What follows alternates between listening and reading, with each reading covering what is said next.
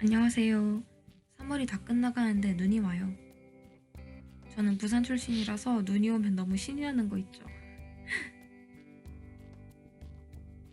코로나 바이러스 때문에 꼭 해야 될 일이 있는 게 아니면 학교에 오지 말라고 했는데 할 일이 있어서 어쩔 수 없이 학교에 가는 중입니다. 여기가 제 자리예요. 오늘 할 일은 2가지. 첫 번째는 물고기 밥을 주는 겁니다. 코로나 바이러스 때문에 아무도 연구실에 안 오고 있어요.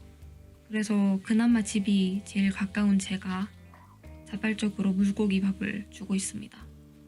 이 친구는 제가 개인적으로 데려왔어요. 베타라는 종인데 이름은 파프리카. 색깔이 꼭 파프리카 같지 않나요? 다음은 조금 무서운 친구인데 일본어로는 쿠에라고 하는데 한국어로는 무슨 종인지 모르겠어요. 바닷물에 사는 해수어입니다. 그리고 오늘도 멍청해서 귀여운 보거. 말뚱망둥어들도 밥을 줬습니다.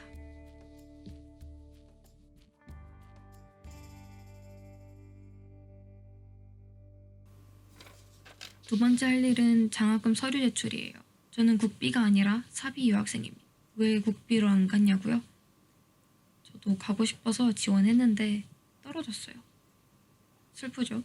국비 유학생 떨어진 다음에 워킹홀리데이로 쉬면서 돈을 조금 모으다가 연구생으로 입학을 해서 지금 반년이 지났고 이제 곧 석사 과정에 입학을 합니다. 한국에서 대학을 다닐 때부터 독립을 한 상태였기 때문에 연구생 동안에는 주말에 계속 일을 했어요. 연구생이라는 거는 우리나라에는 없는 개념인데 석사를 시작하기 전에 외국인 학생이랑 연구실 사람들이 서로 적응하는 기간이라고 보시면 될 것 같아요. 이 기간 동안에 석사 입학 시험도 준비를 하고 석사 기간 동안 어떤 연구를 할지 구체적으로 정합니다. 문제점은 연구생은 수업료 면제도 없고 장학금도 받는 게 거의 불가능해요. 그래서 제 계획은 모아둔 돈으로 연구생 기간이 끝날 때까지 버티고 4월부터 지급되는 장학금을 받자였어요. 장학금도 참 종류가 많은데 특이한 건 일본에는 졸업한 다음에 반환을 해야 되는 형식의 장학금이 있다는 거예요. 이 유형을 받고 있는 일본 학생을 꽤 봤는데 이자가 낮거나 없다고 하지만 저는 개인적으로 이걸 장학금이라고 할 수 없지 않나 싶어요. 학자금 대출이나 생활비 대출에 가깝지 않나요? 아무튼 지원하실 때 모집 요강을 꼼꼼하게 읽어보시지 않으면 장학금 받은 걸 도로 토해내야 될 수 있으니까 조심하시기 바랍니다. 제가 받은 건 이렇게 반환해야 되는 형식이 아니라 우리가 일반적으로 알고 있는 형식의 장학금이에요.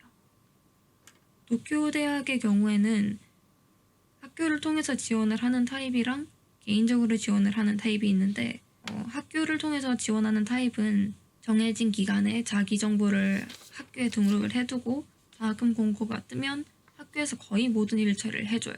근데 저는 그 기간을 놓쳤어요. 그 기간을 놓쳐서 제 정보 등록을 못했기 때문에 그 타입의 장학금은 하나도 지원할 수가 없었어요. 꽤 많은 장학금 공고가 뜨기 때문에 좀 많이 아쉬웠습니다. 미리미리 준비를 안 해서 기간을 놓쳤기 때문에 저는 개인적으로 장학금에 지원을 했는데요. 정말 이건 하나부터 10까지 혼자서 다 서류 준비를 해야 돼요. 뭐 그냥 혼자 하면 되지 뭐 서류 별거 있나 싶을 수도 있는데 학교의 도움을 받지 않고 혼자서 일본어로 된 아니면 영어로 된 서류를 처리하는 거는 스트레스가 엄청납니다. 내가 이걸 맞게 썼나? 원래 이렇게 쓰는 건가? 이거 틀려서 떨어지면 어떡하지? 나 돈 없는데? 이런 생각이 들거든요. 서류는 장학금마다 많이 다르지만 어떤 장학금은 막 자소서를 10장 가까이 일본어 수기로 써야 되는, 그러니까 손으로 써야 되는 전형도 있었고 반대로 다 영어로 써야 되는 전형도 있었어요. 서류에 통과를 하고 나면 면접이 보통 있어요. 장학금마다 다르지만 항상 물어보는 질문들이 몇 가지 있어요. 첫 번째는 연구 계획에 대해서. 그런데 이거는 전공 지식이 없는 일반 사람이 이해할 수 있을 정도로 쉽게 풀어서 하지만 장황하지 않게 설명할 수 있어야 합니다. 이미 학부 때 전공 공부를 했거나 아니면 교수님과의 컨택을 위해서 논문을 읽어본 사람한테는 당연하게 느껴지는 것들이 비전공자한테는 어렵게 느껴질 수도 있어요. 이걸 준비하는 좋은 방법은 비전공자인 가족이나 친구들한테 설명을 해보는 거예요. 가장 편하게 이야기할 수 있는 상대한테 자신의 연구 계획을 설명할 수 없다는 것은 아직 준비가 덜 되었다는 뜻입니다. 두 번째, 왜 그 연구를 일본에서 해야 하는가? 이거는 연구 테마에 따라서 답이 달라질 것 같아요. 내가 지원하는 연구실이 이 분야에서는 세계 1위이다. 아니면 이 연구 대상은 일본에만 유일하게 있다. 등등. 세 번째, 대학원 석사 졸업 후의 진로. 이 질문은 딱히 정해진 답은 없는 것 같아요. 석사를 끝내고 박사 과정을 갈 건지, 취업을 할 건지, 취업이나 박사 과정을 일본에서 할 건지, 아니면 자기 나라에 돌아갈 건지, 또 다른 나라에 유학을 갈 건지, 그거를 이제 석사 입학하는 사람이 어떻게 알겠어요. 그래도 대학원에 진학을 하겠다고 마음을 먹은 분이라면 왜 대학원을 가기로 했는지, 그리고 그 후에 어떤 일을 할 수 있는지 정도는 미리 알아보셨을 거고, 그렇다면 이 질문은 그렇게 어렵지 않게 대답할 수 있을 거라고 생각합니다. 마지막으로 자신의 장점과 단점. 이 질문은 모든 면접이나 서류 전형에 공통적으로 나오는 질문인 것 같아요.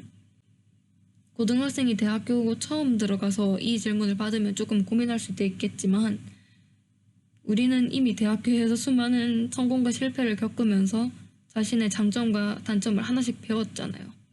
그 경험을 바탕으로 실제 예시를 들어가면서 대답을 하면은 수월할 거라고 생각합니다. 이 대표적인 4가지 질문은 모두 미래에 대해서 고민을 해보면서 자신만의 답을 찾은 사람이라면 쉽게 대답할 수 있는 질문들이에요. 이 질문들에 대한 자신만의 답을 가지고 있어야지 대학원 입학한 후에 후회를 하지 않아요. 그냥 석사를 하는 것도 힘든데 그걸 타지에서 모국어가 아닌 언어로 한다는 거는 그 많은 어려움들을 커버할 만한 동기가 있어야 끝까지 할 수 있지 않을까요?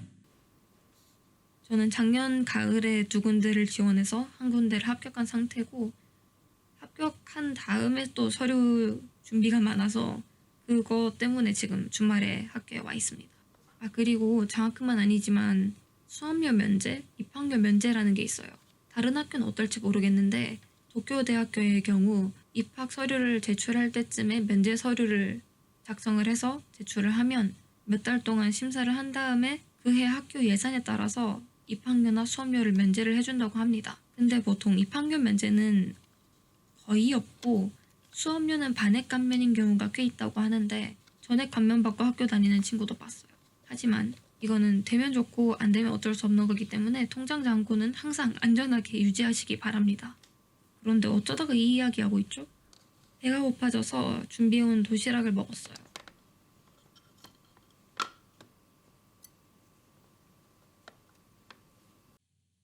주말에 학교를 오면서 굳이 도시락까지 준비해오는 이유는 다 코로나 때문이에요.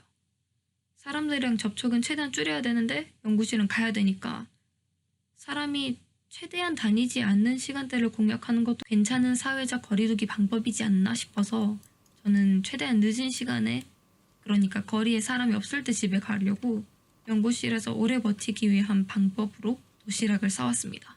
이거 다 먹고 공부를 좀 하다가 집에 가려고 해요.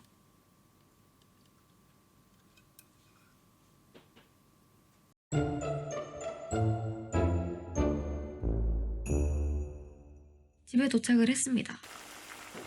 시간이 늦었기 때문에 저녁 겸 야식으로 든든한 끼니를 먹을 거예요. 저는 개인적으로 밖에서 사 먹는 일본 음식이 입에 안 맞아서 보통 집에서 밥을 해 먹어요. 돈까스, 소바, 우동 같은 음식은 여행할 때 2박 3일 먹으면 맛있지만 매일 먹으려면 질리기도 하고 다 면이나 튀긴 음식이잖아요. 그나마 정식이나 덮밥 종류가 먹을 만한데 그걸 만드는데 사용한 재료값이나 노력을 생각을 해보면 집에서 만드는 게 훨씬 가성비가 좋다고 생각을 해서 그냥 시간이 조금 걸리더라도 직접 해 먹습니다. 그리고 일본에서 외식을 하면 야채나 채소 먹기가 너무 힘들어요. 기껏해야 양파나 양배추 샐러드 정도? 그래서 오늘은 완벽한 음식인 비빔밥을 먹습니다. 여러분들도 건강하고 맛있는 거 챙겨 드시고 몸 조심하세요. 저는 계약하기 전에 소환사의 협곡에 다녀오겠습니다. 그럼 다음에 또 봐요.